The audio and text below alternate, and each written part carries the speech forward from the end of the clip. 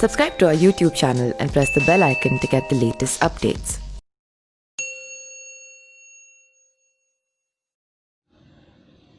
सरकार कांग्रेस में बगावत से उठे संकट के बाद फौरी तौर पर माहौल भले ही शांत हो गया है, लेकिन अभी भी अशोक गहलोत के लिए राह आसान नहीं दिख रहा है।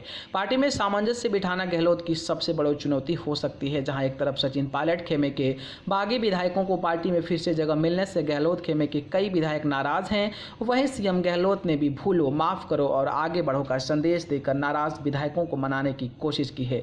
सवाल यही है कि इस संदेश के बाद क्या गहलोत समर्थक बागी विधायकों को माफ कर सकेंगे?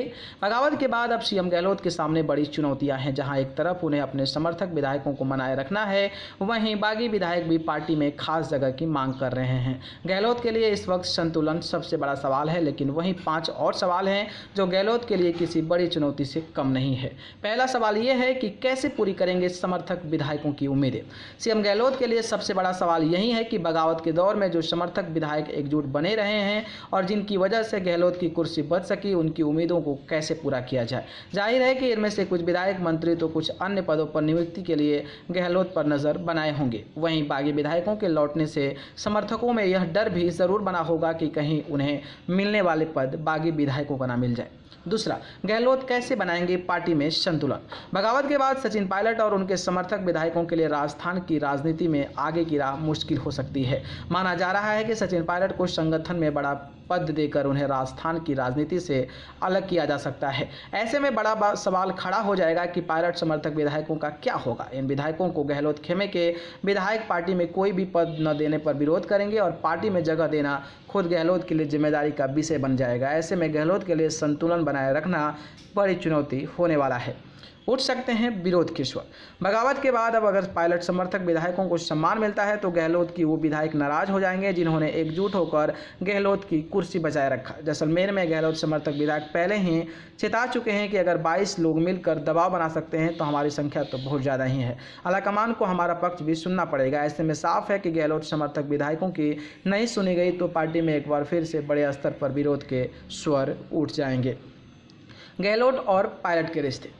राजस्थान की राजनीति में अचानक उठे बगावत के दौर में अपनी सरकार बचाकर गहलोत ने पार्टी में अपनी दावेदारी काफ़ी मजबूत कर ली है। यहाँ उनका कद और भी बड़ा होता नजर आ रहा है। पार्टी हाईकमान भी अब उन्हें कुर्सी छोड़ने के लिए कहने से पहले 1000 बार सोचेगा। लेकिन यहाँ अब चुनौती ये है कि गहलोत बागी विधायकों को माफ़ कर पाएंगे। वहीं लोगों की नज़र इस बात पर भी बनी रहेगी कि क्या एक बार फिर गहलोत और सचिन के रिश्तों में वही मिठास बनी रहेगी जो बगावत से पहले हुआ करती थी।